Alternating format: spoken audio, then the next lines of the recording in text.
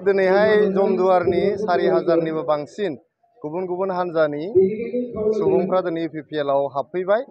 दिनैनिफ्राय जोंनि प्रमद बर' सार दैदेननाय, जोंनि UG ब्रह्म सार दैदेननाय, गबिन्द बसुमतारी दैदेननाय जे हान्जा UPPL हान्जा, बियो जमदुवार समस्तियाव जे देरहाबाय, बेखौ दिनैनो जों फोसावनो हाबाय। नुबाय रोजा रोजा सुबुंफोर दिनै जइन जादों। जोंनि हान्जानि नीति आदर्शखौ मोजां मोननानै, जोंनि BTR सरकारनि हाबाफारिखौ मोजां मोननानै दिनै बयबो दले दले जोंनाव जगदान जाफैबाय। बावैसो सिगां नैबे जायनाखि फोथार, बे फोथारावनो माने UPPLआबो मोनसे जयनिं हाबाफारि लादोंमोन। बेबायदि गोबां UPPL एबा गुबुन गुबुन राजखान्थि दोलोनि सोद्रोमाफोरा UPPLआव हाबदोंमोन। बेखौ मा बुंगोन? BPF हान्जा आरो हाग्रामा महिलारिया जाहैबाय बड'लेण्डनि जाखां बिदिन्था, आरो UPPL आरो प्रमद बर' सारा जाहैबाय जोंनि बड'लेण्डनि जाफु आरो इयुन बिदिन्था।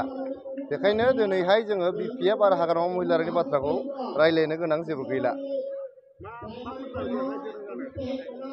रायजो राजाफ्रा दिनै जोंनि खामानि मावनायफोरखौ मोजां मोनदों, UPPL हान्जाखौ मोजां मोनदों। जों जे दिनै बड'लेण्ड ओनसोलाव सान्थि गायसनबाय, बयनोबो न्याय होबाय आरो जौगानायनि फारसे जों आगान सुरबाय, बेखौनो मोजां मोननानै दिनै रोजा रोजा सुबुंफ्रा जोंजों मोनफ्रोमबो समस्तियावनो जइन जागासिनो दङ।